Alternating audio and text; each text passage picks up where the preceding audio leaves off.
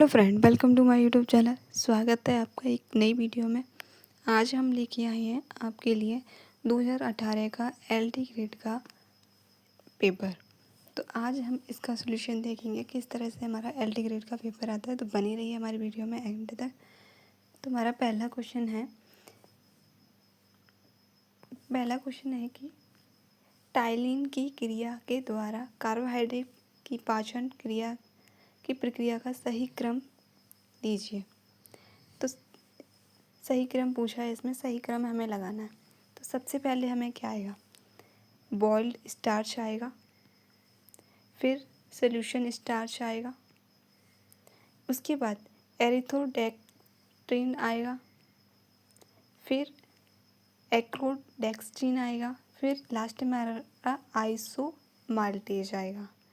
तो इसका आंसर क्या हो जाएगा हमारा बी। क्या आंसर हो जाएगा, इसका आंसर हो जाएगा बी। दूसरा क्वेश्चन है, सूची फर्स्ट को सूची सेकंड के साथ सम्मिलित कीजिए तथा नीचे दिए गए कोड का प्रयोग कर सही उत्तर चुनिए। तो ल्यूकोसाइनिन किस में पाया जाता है? तो गेहूं में पाया जाता है। किस में? गेहूं में पाया जाता है। मायोग्लोबिन किस में पाया जाता है? मांस में पाया जाता है। लैक्टोएलुविन किस में पाया जाता है? तो दूध में पाया जाता है। सीरम एल्बुमिन किस में पाया जाएगा? तो अंडे के सफ़ेद भाग में सीरम एल्बुमिन पाया जाएगा। तो इसका आंसर भी क्या हो जाएगा? ऑप्शन बी आंसर सही हो जाएगा। क्वेश्चन नंबर 3, दिए गए पौष्टिक तत्वों को सूची सेकंड में गए उनकी कमी से होने वाले लक्षणों को मिलाएं तथा नीचे दिए गए कोड का प्रयोग कर उत्तर चुनें। टेकोफेरॉल किस में होता है? एंटी स्टेरलिटिक में होता है। तो इसका आंसर होगा anti sterile. Option B calciferol किस में होता है? एंटी रिकेटिक्स कारण में। एंटी रिकेटिक्स कारण यानी कि पहला बी का मिलेगा पहले से। एरिड्यून होता है एंटी न्यूरिटिक कारक में। इसका ऑप्शन जाएगा आपका सी का चौथे में। रेटिनल होता है, किस में होता है रेटिनॉल? आंखों से संबंधित है। तो एंटी जेरोपैथोलियम कारक से जाएगा 5 में से। तो इसका आंसर हो जाएगा हमारा डी सही। क्वेश्चन नंबर 4, निम्न पर विचार कीजिए तथा सही उत्तर चुनें। प्रस्राव के पश्चात प्रथम 3 दिनों तक स्रावित होने वाला तरल कोलेस्ट्रम कहलाता है। सही बात है। दूसरा कह रहा है, इसमें प्रोटीन की उच्चतम मात्रा होने के कारण ग्लोबिन की उपस्थिति होती है। ये भी सही बात है। ये हमारा अभी बिहार स्टेट में पूछा गया है कि प्रसव के पश्चात जो माँ के दूध से जो काला 3 दिन जो दूध निकलता है वो कैसा होता है, क्या कहते हैं उसको? कोलेस्ट्रम कहते हैं। तो यही आंसर पूछा गया है हमारा। क्वेश्चन नंबर 5, निम्न में से कौन सा विकास का सिद्धांत नहीं है? ये पूछा गया है कौन सा विकास का सिद्धांत नहीं है। तो विकास कैसे होता है? विकास व्यष्टि से सम्मान की ओर होता है। गलत। विकास हमारा कैसे होता है? सम्मान से व्यष्टि की ओर होता है। विकास की विभिन्न अवस्थाएं होती हैं।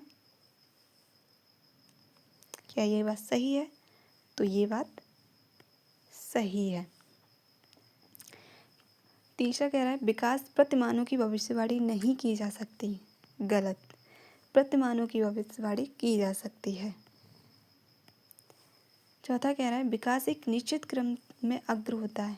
ये सही है कि हमारा विकास कैसा होता है? एक निश्चित क्रम में अग्र होता है। विकास परिवर्तन का क्रम है। विकास कैसा है? परिवर्तनों का क्रम है। तो ये भी हमारा सही है। पर इसमें क्या पूछा है? नहीं, विकास का सिद्धांत नहीं है। तो ऑप्शन इसमें हो जाएगा हमारा पहला गलत है और तीसरा। तो इसका आंसर होगा पहला तीसरा, ऑप्शन बी पहला तीसरा गलत है। अब आते हैं हम क्वेश्चन नंबर 6 पर। अगर वीडियो अच्छी लगे तो हमारे चैनल को सब्सक्राइब करें। तो क्वेश्चन नंबर 6, खेल की पुनरावृत्ति का सिद्धांत के प्रवर्तक थे। सिद्धांत, जो खेल की पुनरावृत्ति के सिद्धांत के प्रवर्तक कौन थे? तो इसका आंसर हो जाएगा स्टेनल हॉल। क्या हो जाएगा हमारा? इसका आंसर हो जाएगा स्टेनल हॉल। क्वेश्चन नंबर 7, मेडुला की उपस्थिति किसकी विशेषता है? मेडुला किस में पाया जाता है? तो मेडुला किस में पाया जाता है? सूती रेशम में, नायलॉन रेशम में, ऊनी रेशम में, सिल्क रेशम में। तो इसका आंसर होगा ऊनी रेशम में पाया जाता है मेडुला। और मेडुला में कितने पार्ट्स होते हैं? तो कितने होती हैं मेडुला में? 3 लेयर होती हैं। कितनी? 3। दो कौन कौन सी हैं? कमेंट में हमें बताना कि दो कौन कौन सी हैं। क्वेश्चन नंबर 8, सूची फर्श को सूची सेकंड के साथ सम्मिलित कीजिए तथा नीचे दिए कोड का प्रयोग कर सही उत्तर चुनें। अवशोषकता, इलास्टिसिटी, रिकवर, प्रतिस्पंदनता, लचीलापन। अब इनसे मिलाइए। मिलन का पूछा है। अवशोषकता किस में होती है? तो इसका आंसर हो जाएगा बिना टूटे हुए मुड़ा, अत्यधिक बिना टूटा हुआ मुड़ना। सेकंड कह रहा है अधिक दबाव से पश्चात अपने मूल आयतन में वापस आना। तीसरा कह रहा है छिद्र द्वारा द्रव्य को आकृत एवं ग्रहण करना। तो अवशोषण क्षमता किससे मिलेगी हमारी? ऑप्शन नंबर तीसरे से मिलेगा। इलास्टिसिटी रिकवर क्या होती है? खींचने के उपरांत, ये हमारा चौथे दिया है, खींचने व तनाव ग्रहण करने के पश्चात अपनी मूल लंबाई में वापस आ जाना इलास्टिसिटी कहलाती है। तो इसका आंसर हो जाएगा हमारा चौथा। प्रतिस्कन्नता, इसका मतलब होता है हमने दबाया, मोड़ा, जोड़ा कि उसे दोबारा छोड़ दिया गया, तो इसको कहते हैं प्रतिस्कन्नता। तो ये हमारा मिलेगा ऑप्शन दूसरे से। लचीलापन क्या होता है? बिना टूटे हुए मुड़ जाना। क्या होता है? लचीलापन। तो इसका आंसर हो जाएगा हमारा ए।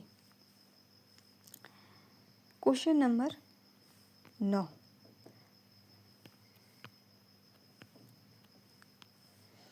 कपास के रेशों के उत्पादन का सही क्रम क्या है? कंघी करना, खेती करना, खोलना तथा आपस में मिलाना, बिलोनों को निकालना और गांठें बांधना। क्वेश्चन 5वां कह रहा है कताई करना, 6वां कह रहा है पोनी बनाना, 7वां कह रहा है धुनाई करना। तो सबसे पहले हमारा क्या आएगा? सबसे पहले हम क्या करेंगे? सबसे पहले हम क्या करेंगे? खेती। क्या करेंगे? खेती। खेती करेंगे। ऑप्शन दूसरे से सारे ऑप्शन शुरू हैं, तो हम सबसे पहले क्या करेंगे? खेती। फिर क्या करेंगे? हम पिनोलों को निकालेंगे और गांठें बांधेंगे। यानी कि चौथा ऑप्शन कहीं दिख रहा है? ये दिख रहा है कि भी ये दोनों ऑप्शन हमारे कट गए। ठीक है। अब इसमें हमारा तीसरा ऑप्शन आएगा।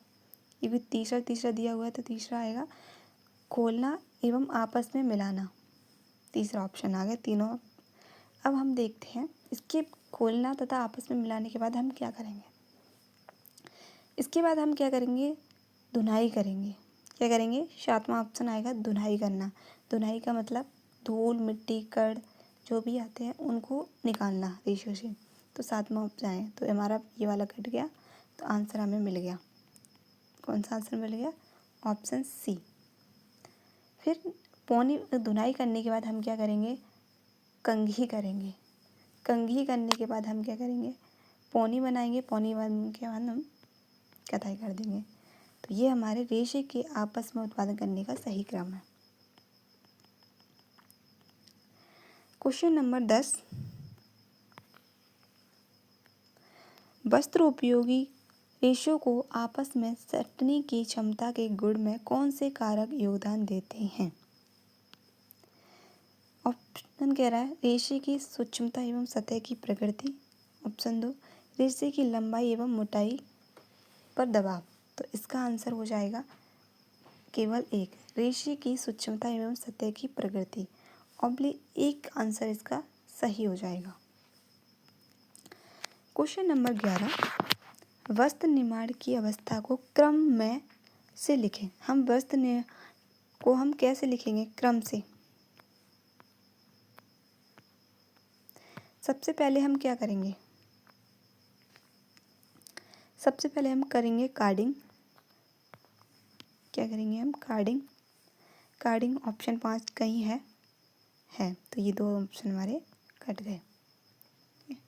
कार्डिंग के बाद क्या करेंगे हम? कॉम्बिंग। क्या करेंगे? कॉम्बिंग। तो दूसरा ऑप्शन है तो हमारा तीसरा आंसर कट गया। तो कार्डिंग के बाद हम करेंगे कॉम्बिंग। कॉम्बिंग के बाद करेंगे हम ड्राइंग आउट।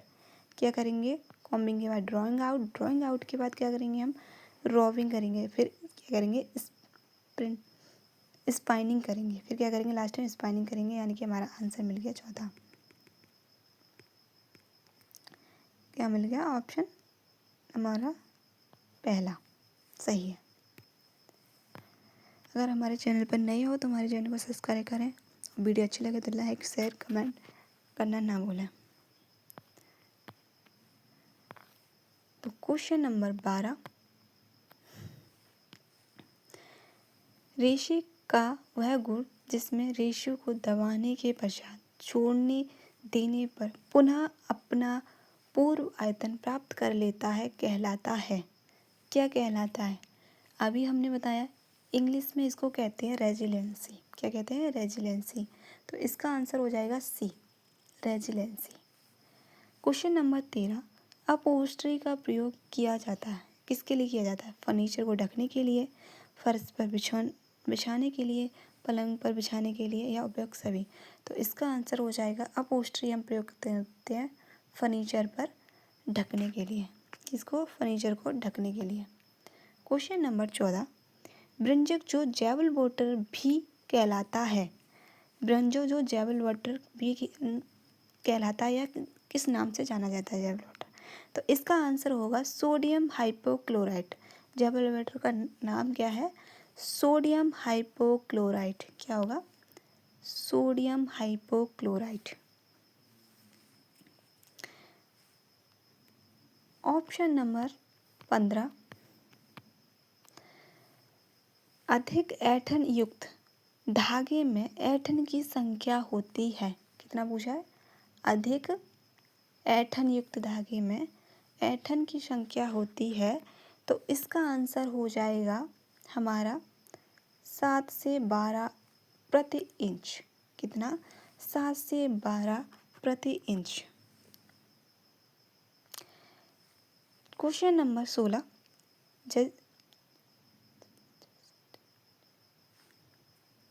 जेस्टिनेशन डायबिटीज क्या कहलाती है? कहाँ होती है? गर्भावस्था में होती है, डायबिटीज की पूर्वावस्था में होती है, या गर्भावस्था के बाद होती है? उपयुक्त में से कोई नहीं। तो ये कहाँ होती है? तो गर्भावस्था में होती है। क्वेश्चन नंबर 17, निम्न में से कौन सी यांत्रिक परिसज्जा नहीं है? कैलेंडरिंग किसे कहते हैं? यांत्रिक परिसज्जा है। सिंक्रोनाइजिंग कैसी है हमारी? ये भी यांत्रिक परिसज्जा है। मोयरिंग भी हमारी कैसी है? ये भी हमारी यांत्रिक परिसज्जा है। मगर सिलवट रोधी परिसज्जा हमारी यांत्रिक परिसज्जा नहीं है। क्या नहीं है? सिलवट प्रतिरोधक परिसज्जा नहीं है। क्वेश्चन नंबर 18, उपभोक्ता संरक्षण अधिनियम पारित हुआ था। कब पारित हुआ था उपभोक्ता संरक्षण अधिनियम? तो इसका आंसर होगा 24 दिसंबर 1986। कब? उपभोक्ता संरक्षण अधिनियम कब पारित हुआ? 24 दिसंबर 1986। अब उपभोक्ता के अधिकार कौन से हैं? ये उपभोक्ता के अधिकार, मूल अधिकार कितने हैं? वैसे 4 हैं। कौन कौन से हैं अगर पूछा जाएगा तो पहला होगा चयन का अधिकार, दूसरा सुरक्षा का अधिकार, फिर सूचित किए जाने का अधिकार, फिर सुनवाई का अधिकार। ये मुख्य हैं उपभोक्ता के लिए। क्वेश्चन नंबर 19, सिलाई के धागे का गुण होना चाहिए। सिलाई के धागे का गुण कैसा होना चाहिए? Elasticity, recovery, high friction resistancy, accessibility या गुड एक्सपीरियंस। तो इसका आंसर हमारा क्या हो जाएगा? आंसर हमें यही देना होगा। इसका आंसर हो जाएगा सी, एक्स स्टेबिलिटी। इसका आंसर सही होगा, एक्स स्टेबिलिटी नहीं होगा इसका आंसर, सॉरी। इसका आंसर हो जाएगा हमारा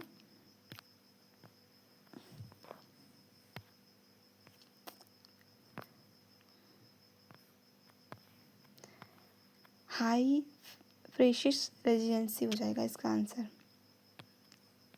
बी आंसर होगा हाई फ्रेजिडेंसी। क्वेश्चन नंबर 20, शरीर का नाप लेकर विकसित किया गया पैटर्न। शरीर का नाप लेकर विकसित किया गया pattern. Option A draping, option B drafting, option C क्लॉक कंजी, ऑप्शन डी उपयुक्त सभी। तो इसका आंसर है ड्राफ्टिंग। इसका आंसर होगा ड्राफ्टिंग। क्वेश्चन नंबर 21, एक सादा पोशाक जिस पर कोई बाहरी सजावट ना हो कहलाता है। रचनात्मक नमूना, सजावटी नमूना, सतही नमूना, उपयुक्त सभी। इसका आंसर होगा रचनात्मक नमूना। रचनात्मक नमूना होगा, ये सही है। ये क्वेश्चन सारे बहुत ही इम्पोर्टेंट है, हर एग्जाम में रिपीट होते हैं। क्वेश्चन नंबर 22, कार्बोनाइजेशन है क्या है? ड्राइंग प्रोसेस है, रोबिंग प्रोसेस है, फिनिशिंग प्रोसेस है, रेटिंग प्रोसेस है। तो इसका आंसर हो जाएगा कार्बोनाइजेशन एक फिनिशिंग प्रोसेस है, और ये किस पे होती है? ऊन पर होती है। क्वेश्चन नंबर 23, बैठने और खड़े होने की स्थिति में शरीर का संतुलन बनाने के लिए आवश्यक मांसपेशी है। कंकाल मांसपेशी, कोमल मांसपेशी, हृदय मांसपेशी, उपयुक्त में से कोई नहीं। तो इसका आंसर होगा कंकाल मांसपेशी। तो इसका आंसर हो जाएगा कंकाल मांसपेशी।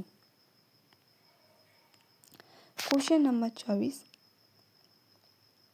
हेल्पलाइन नंबर शब्द का प्रयोग किया गया है। माइटोसिस में, मियोसिस में, म्यूटेशन में, उपयुक्त में से कोई नहीं। तो इसका आंसर हो जाएगा बी, मियोसिस में। हेल्पलाइन नंबर शब्द का प्रयोग किया गया है मियोसिस में। क्वेश्चन नंबर 25, रक्त कोशिकाएं जो मोनोसाइटिक से छोटी होती हैं और जिसमें बड़ा केंद्रक पाया जाता है, वो है एरिथ्रोसाइट, लिम्फोसाइट, बेसिलस या प्लेटलेट। इसका आंसर हो जाएगा लिम्फोसाइट। क्या होगा इसका answer? Lymphocyte. Question number 26, Rorschach ink blot परीक्षण एक है रासायन संकीय तकनीक, रचनात्मक तकनीक, समाप्ति तकनीक या प्रक्षेपण तकनीक। तो इसका आंसर हो जाएगा प्रक्षेपण तकनीक। ये हो जाएगा प्रक्षेपण तकनीक। क्वेश्चन नंबर 27, शोध की रूपरेखा जो आसान एवं स्पष्ट होती है वो है पूर्व परीक्षण रूपरेखा, निर्णय शोध परीक्षण, अन्वेषण शोध रूपरेखा या वर्णनात्मक शोध रूपरेखा। इसका आंसर होगा सी, अन्वेषण आत्मक शोध रूपरेखा। आंसर सी सही होगा, अन्वेषण आत्मक शोध रूपरेखा। क्वेश्चन नंबर 28, निर्देशन जो संभावित दर्शन रूपरेखा के अंतर्गत आता है। निर्देशन जो संभावित निर्देशन रूपरेखा के अंतर्गत आता है। सुधार निर्देशन, अभ्यांश निर्देशन, उद्देश्य निर्देशन या सुविधापूर्वक निर्देशन। तो इसका आंसर होगा सुधार निर्देशन। क्या हो जाएगा इसका आंसर? सुधार निर्देशन। क्वेश्चन नंबर 29, परिकल्पना जो दो चरों में अनुमानित संबंध नहीं बताती। परिकल्पना जो दो चरों में अनुमानित संबंध नहीं बताती कहलाती है। एक पक्षी परिकल्पना, संबंधात्मक परिकल्पना, द्विपक्षीय परिकल्पना, वर्णनात्मक परिकल्पना। तो इसका आंसर हो जाएगा एक पक्षीय परिकल्पना। तो इसका आंसर क्या होगा? एक पक्षीय परिकल्पना।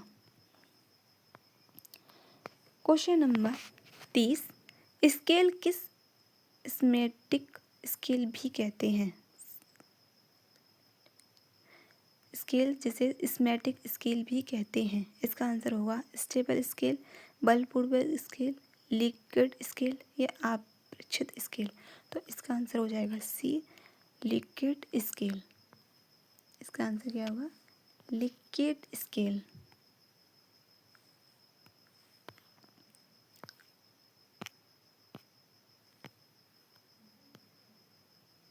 क्वेश्चन नंबर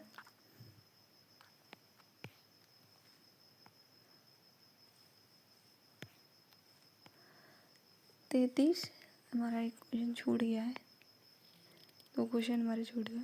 चलो कोई नहीं, 33 से शुरू कर देते हैं।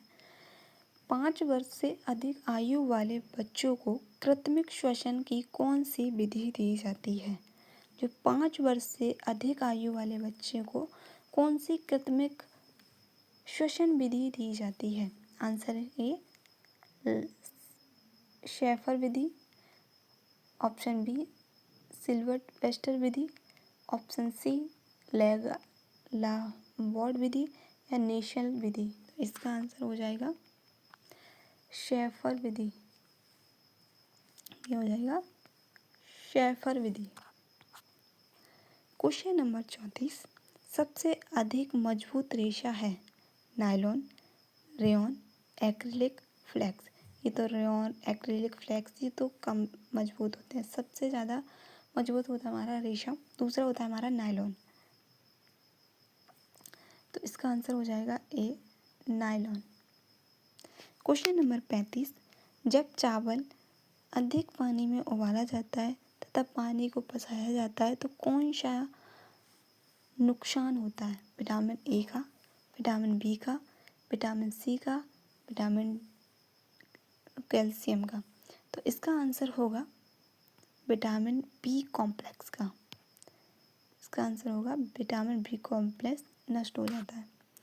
क्वेश्चन नंबर 36, एक रजोनिवृत्ति महिला के लिए कैल्शियम की आरडी होता है तो कितना होता है?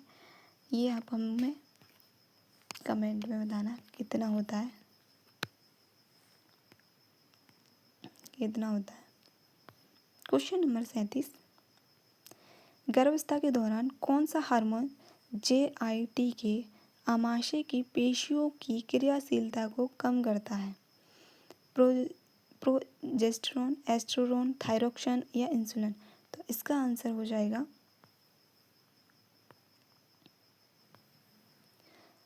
एस्ट्रोजन।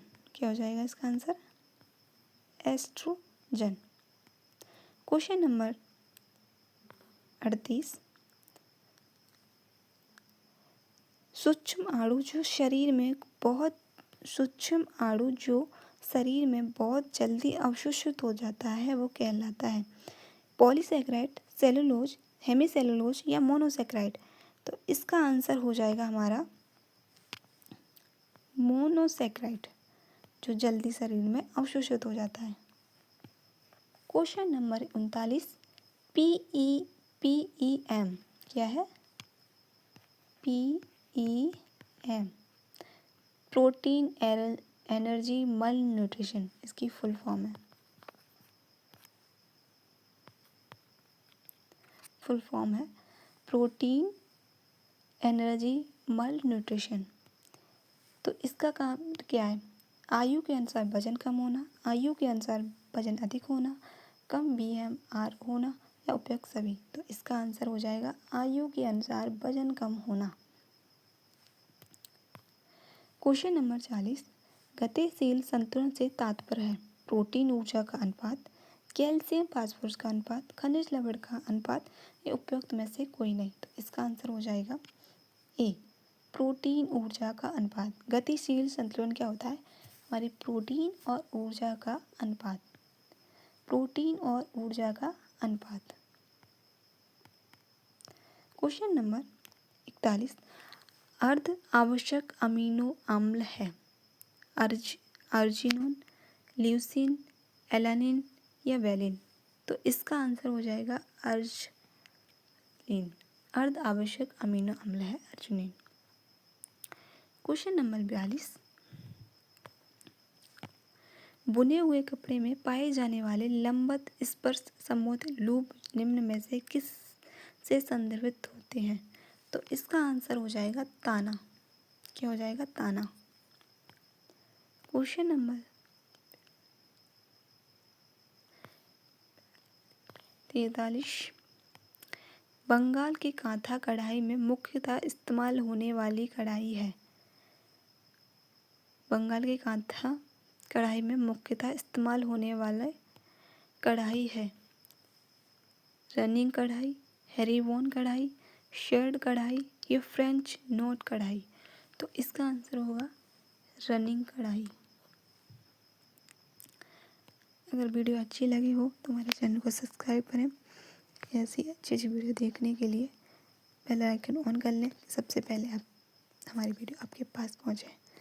मिलते हैं आपको एक नई वीडियो में, तब तक के लिए बाय बाय, थैंक यू।